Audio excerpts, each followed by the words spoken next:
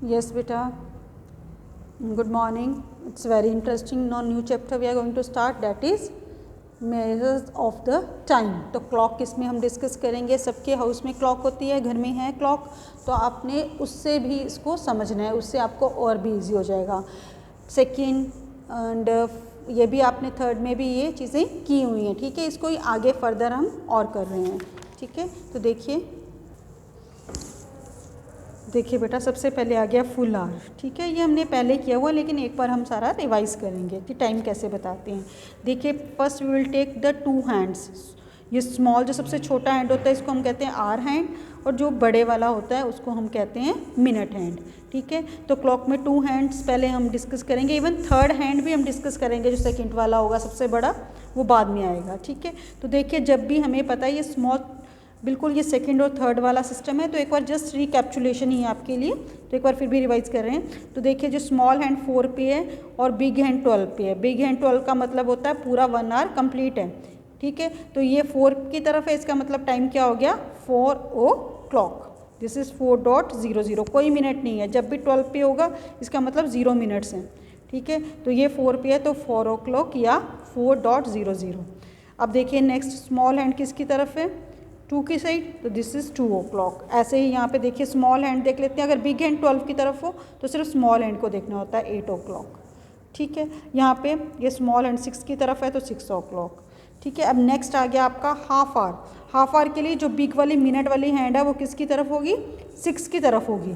6 का मतलब होता है हाफ एन आवर हो गया. ठीक है, हाफ एन आवर हो गया आपका. जैसे यहाँ देखिए 1 है, 1 से आगे है ना, तो इसका मतलब क्या हो गया, 1 से आगे हाफ एन आवर हो गया. तो उसको बोलते कैसे हैं, हाफ पास्ट. 1 से आगे है तो 1. ठीक है, 1 से आगे है, 6 पे है, तो हम बोलेंगे हाफ पास्ट 1. अब ये 6 पे है मिनट हैंड, तो स्मॉल हैंड इसका मतलब 7 के बाद, 7 12 पे होनी थी, उसके बाद आधा घंटा और चला गया आगे, तो ये कितनी होगी, हाफ पास्ट 7. 7 से आगे है तो हम बोलेंगे हाफ पास्ट 7. यहाँ पे देखिए, ये जो मिनट हैंड 6 पे है और स्मॉल हैंड 3 से आगे है, तो मिनट हैंड 6 का मतलब है हाफ पास्ट 3. इसको भी देखो, ये 11 और ये 6 पे, तो ये कितना हो गया, हाफ पास्ट 11 या 11:30. ठीक है, 6 का मतलब हो गया 30. ठीक है, सबके जैसे 7 है तो 7:30, 1 है तो 1:30.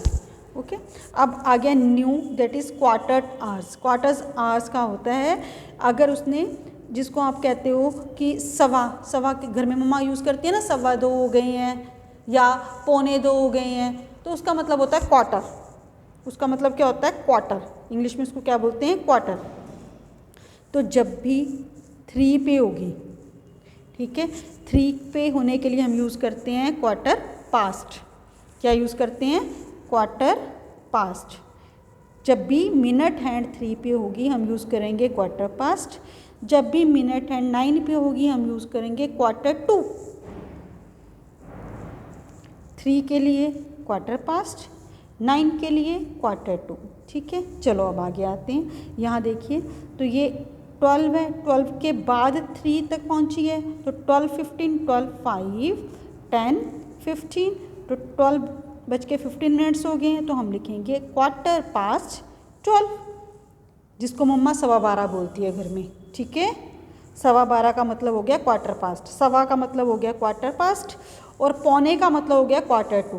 तो जब भी मम्मा यूज़ करेगी ना, अब आपने टाइम बताना है और आपने फिर वो देखना है कि आप ठीक बता रहे हो कि नहीं. टाइम वॉच में देखना है खुद, और अपने आप को वो करना है कि आप करेक्ट बोल रहे हो कि नहीं. ठीक है, इस वीडियो को बार बार सुन सकते हो आप लोग. नेक्स्ट देखो, यहाँ पे बेटा देखो, ये 6 पे है, 6 के आगे है, 6 के आगे है ये मिनट आवर हैंड, और मिनट हैंड कहाँ 9 तक पहुँच गई है. तो मम्मा इसको क्या पढ़ती है कि अभी 7 बजने को 15 मिनट है, यही पढ़ती है ना. तो जब भी 9 पे होगी ना, 9 पे होगी, 10 पे होगी, 11 पे होगी, 12 पे होगी. ठीक है, तो ये अगले वाला टाइम देख लेते हैं, क्योंकि 7 के पास आ गई ना घड़ी. ओके, जैसे अब आप लोग 5th के पास आ गए हो, 5th में होने वाले हो. ठीक है, जैसे 3rd से 4th में होने वाले थे, अब 4th से 5th में होने वाले हो ना, तो ऐसे ही अब ये 7 में पहुंचने वाली है घड़ी. ठीक है, तो कितना टाइम पीछे है, ये 15 मिनट्स पीछे है ना.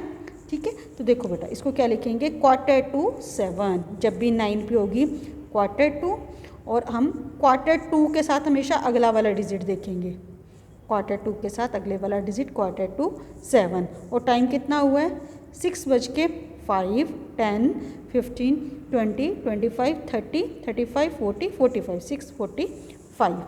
वैसे भी मिनट हैंड जहाँ पे होती है ना उसको 5 से मल्टीप्लाई करते हैं, तो 9 5 दा 45, इसका मतलब हो गया 6:45 टाइम में। ठीक है, नेक्स्ट देखो, अब देखो 4 पे है तो 4 लिख दिया, अब 3 पे है तो इसका मतलब वो 3 को 5 से मल्टीप्लाई करेंगे 15, 4 15, तो जब भी आगे होगी तो हमने लिख देना है क्वार्टर पास्ट, आगे के लिए क्वार्टर पास्ट, जब भी 3 पे होगी क्वार्टर पास्ट, और कितना टाइम है 4, तो क्वार्टर पास्ट 4।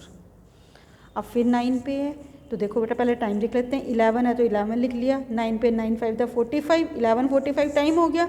और जब भी 9 पे होगी मैंने बोला है नेक्स्ट वाला डिजिट देखते हैं, क्योंकि अब 12 के नज़दीक है ना, तो क्वार्टर टू 12। ओके, जब भी क्वार्टर 2 लगेगा, ठीक है 2 लगेगा तब भी तो अगले वाला डिजिट आता है, इसका मतलब है 12 बजने को 15 मिनट है। 11:45 का मतलब क्या हो गया 12 बजने को 15 मिनट है। जैसे सिंपल लैंग्वेज में हम क्या कहते हैं, आपने अपनी फोर्थ क्लास में आपने 9 मंथ्स पूरे कर लिए, दिसंबर तक हो गया आपका, ठीक है, तो 3 मंथ्स रह गए, ठीक है, तो या फिर हम क्या कहते हैं कि अभी 5वें महीने को 3 महीने पड़े हैं, ठीक है, तो हम यहाँ पे कह रहे हैं क्वार्टर टू 12 मीन्स 12 बजने को 15 मिनट्स पड़े हैं। ओके, तो जब भी क्वार्टर टू लगाएंगे तो अगला करेंगे। तो this is about your 2 hands. Okay, thank you बेटा।